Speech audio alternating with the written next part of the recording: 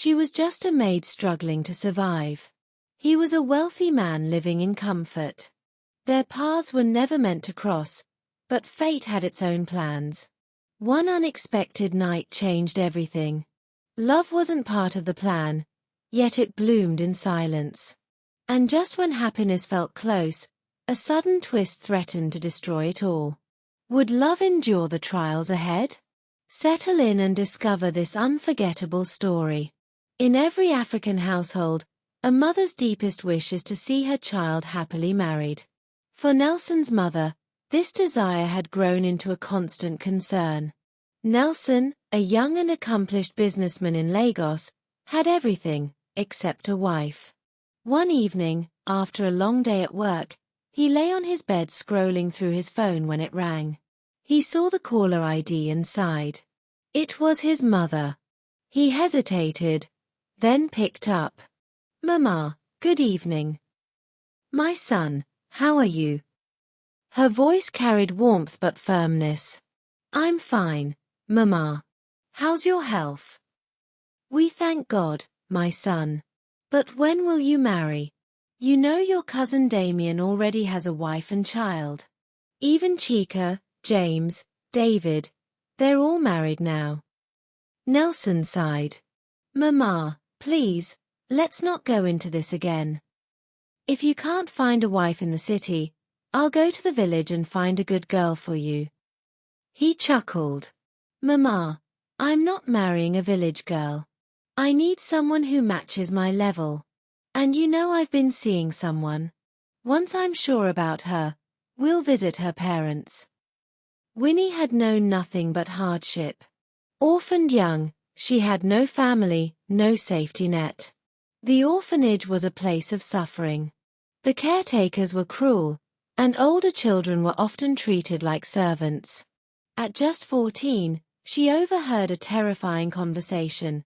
She had been promised to a strange man in exchange for money. That night, with no one to turn to, she escaped through a broken window and vanished into the streets. Days passed as she begged for food, slept in abandoned places, and avoided anyone who might report her. Eventually, she reunited with Sonia, an old friend from the orphanage who had also escaped. Sonia took her in, and for nearly 10 years they lived together in a cramped room in a crowded slum. Though now grown, Winnie felt trapped in the cycle of poverty, burdened by hopelessness. One afternoon, Winnie sat outside on a cracked plastic chair, staring at an empty water sachet, her stomach aching. Sonia came running, waving her phone. "Winnie! Look, a rich man in Banana Island needs a housekeeper." Winnie's heart jumped. "Banana Island? Are you sure? People like us don't get those jobs." "Who cares? They need help, and you need a job. This could change everything." Winnie's voice wavered. "What if they reject me? What if I'm not good enough?" Sonia grabbed her hand. "You're hardworking, clean, and respectful. You deserve this. Are you really going to let fear stop you again?" Tears welled up in Winnie's eyes. She had been dismissed too many times. But maybe, just maybe, this time would be different. She nodded. "Okay. I'll go." "Good. Tomorrow morning, we're going to that mansion. You're getting that job." Winnie stood nervously in the large, gleaming living room. She had never seen such beauty. Her palms were sweaty. Then the door opened. A tall, well-dressed man walked in. Nelson. He looked at her briefly and sat on the couch. "You're Winnie, right?" "Yes, sir." "Have you worked as a housekeeper before?" "Yes, sir." "Can you cook well?" "Yes, sir." "Good. The salary is 50,000 naira a month. You'll cook breakfast and dinner daily." He paused. "If you steal, I'll throw you out immediately." "I don't steal, sir," Winnie replied firmly. Nelson nodded. "You start tomorrow." A few days later, Winnie was serving drinks at a small party in Nelson's home. She moved carefully, avoiding mistakes. As she turned, a hand slapped her backside. Shocked, she turned and faced a smiling man, one of the guests. "Don't ever touch me like that," she said, voice trembling. He laughed. "Relax, it's a joke. You're just a maid. Why act like royalty?" Before she could reply, Nelson's voice rang out. "What's going on here?" "He touched me inappropriately, sir." Nelson's eyes darkened. He turned to the guest. "Apologize." "To a maid." Nelson's tone hardened. "Then leave." Silence filled the room. Red-faced, the man left. Winnie was stunned. She hadn't expected Nelson to defend her. Maybe he wasn't like the rest. The next morning, Winnie was setting the dining table. Focused, she didn't notice Nelson enter. "Are you okay?" Startled, she looked up. "Yes, sir." "Just call me Nelson." She hesitated. "Yes, Nelson." He stepped closer. "Can you cook jollof rice?" A smile touched her lips. "Of course." "Good. I'll be the judge." She returned to work, feeling oddly comfortable. Days passed. Winnie worked quietly and efficiently. Nelson found himself watching her more. There was something genuine about her, quiet strength, a kindness he couldn't ignore. One evening, as he watched football in the living room, he noticed her at the kitchen door. She didn't speak, but her eyes followed the game intently. "You like football?" he asked. She stepped back, embarrassed. "Yes, a lot." He tapped the couch beside him. "Come sit." She hesitated, then sat on the edge. As the match intensified, she forgot her fears and began cheering. Nelson smiled. "You sound like a real fan." Winnie laughed.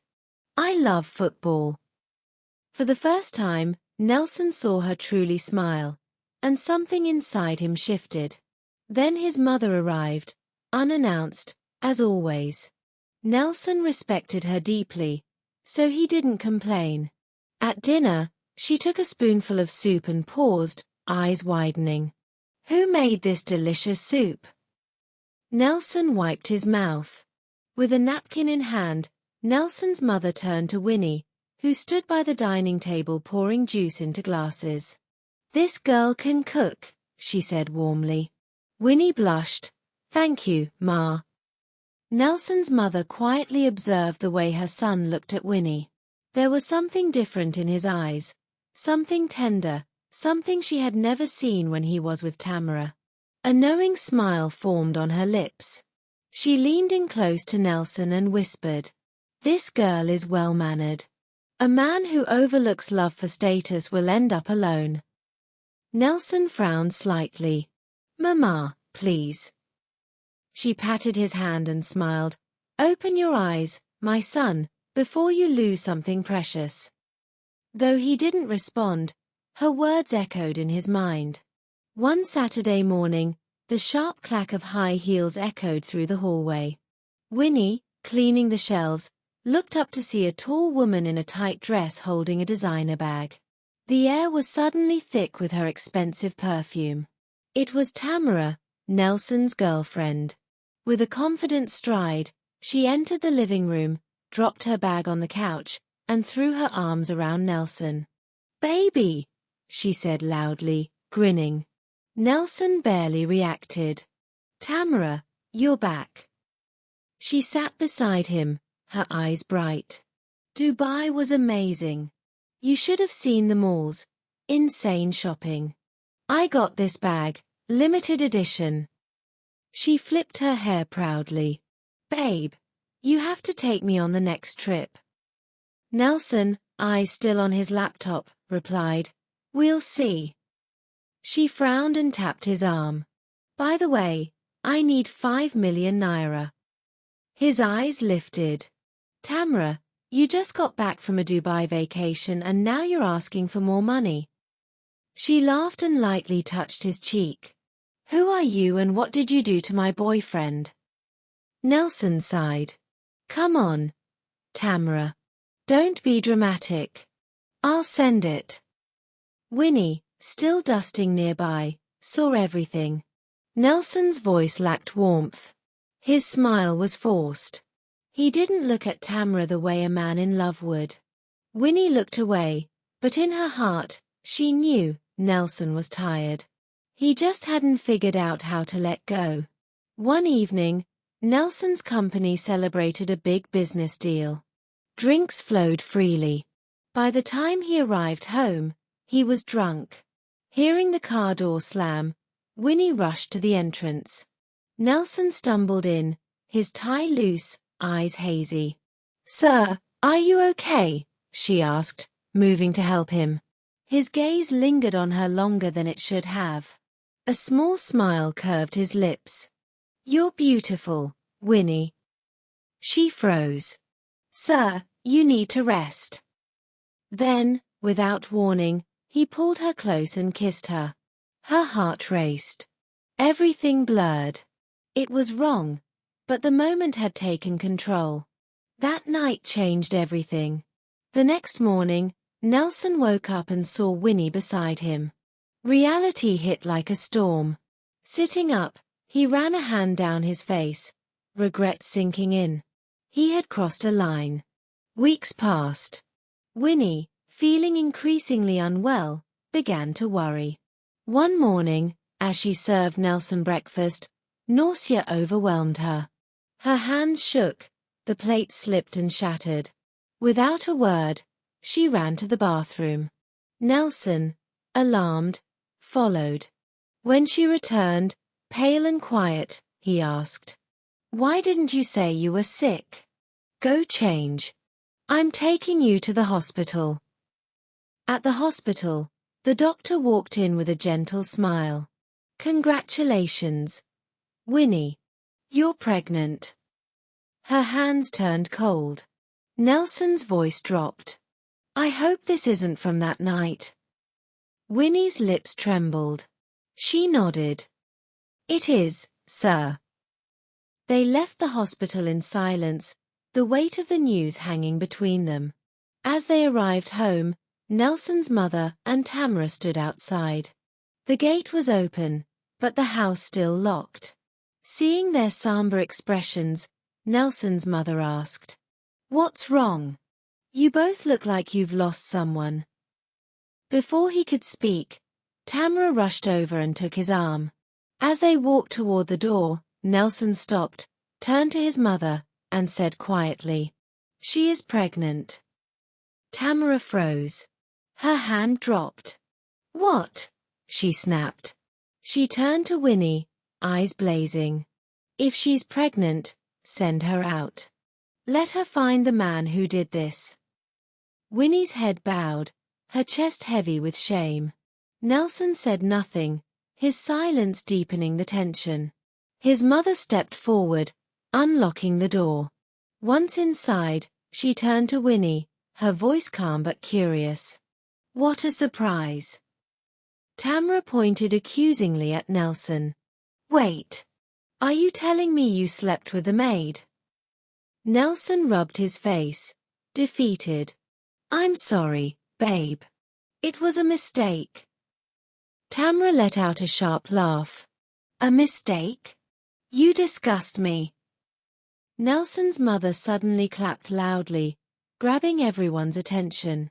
Her eyes met Nelson's. "Mistake or not, that child is my grandchild. Winnie stays." Tamra gasped. "You're accepting this? A common maid carrying your son's child?" Ignoring her, the older woman sat beside Winnie, gently taking her hands. "My dear, tell me the truth. Did Nelson force you?" Winnie shook her head quickly. "No, Ma. It just happened." She sighed. "And now, you're carrying his child." Winnie nodded, tears forming. I never planned for this. Nelson, who had been silent, finally spoke coldly. I will take care of the baby, but you're not my responsibility. Winnie's heart broke. His mother turned sharply to him. Nelson, what did you just say? He looked away. Mama, No, she cut in. She is carrying your child. You will treat her with respect. Nelson left the room in silence, his anger obvious. Turning to Winnie, his mother held her hands tighter. My dear, you are not alone. This is my grandchild. You are part of this family now.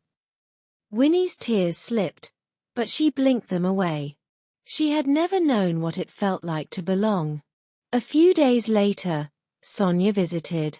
The moment she saw Winnie's face, she knew something was wrong. What is it? She asked, sitting beside her. Winnie sighed. Nelson, ever since I got pregnant, he treats me like I don't exist. Sonia took her hand. Then make him see you. You can't keep looking helpless. Dress well. Carry yourself with pride. Show him you're more than just a maid. Winnie thought deeply about her words. The next day, everything changed. She dressed with care, styled her hair, and walked with confidence. Nelson noticed, but said nothing. One evening, as he returned home, the aroma of spicy stew filled the air. He paused by the kitchen and glanced inside. Winnie stood by the stove, graceful and poised. Her simple dress hugged her frame modestly. She looked different, beautiful. He found himself staring. When she turned and caught his gaze, she greeted softly. Good evening, Nelson. He cleared his throat and walked away, but his thoughts stayed behind. The next evening, they sat together watching football. Nelson barely followed the match. He kept glancing at her, drawn in by her quiet presence. Without thinking, he said, Winnie. She turned to him, surprised. Yes.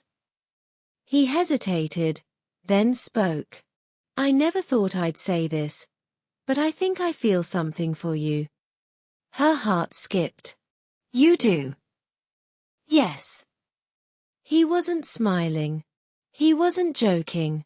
For the first time, he looked at her as a woman, not a mistake. She couldn't speak. The air between them was heavy with unspoken emotion. Months passed. Nelson no longer saw Winnie as just the mother of his child. She became someone he truly cared for. One weekend, they sat together watching a movie. As Winnie laughed at a funny scene, Nelson's heart beat fast.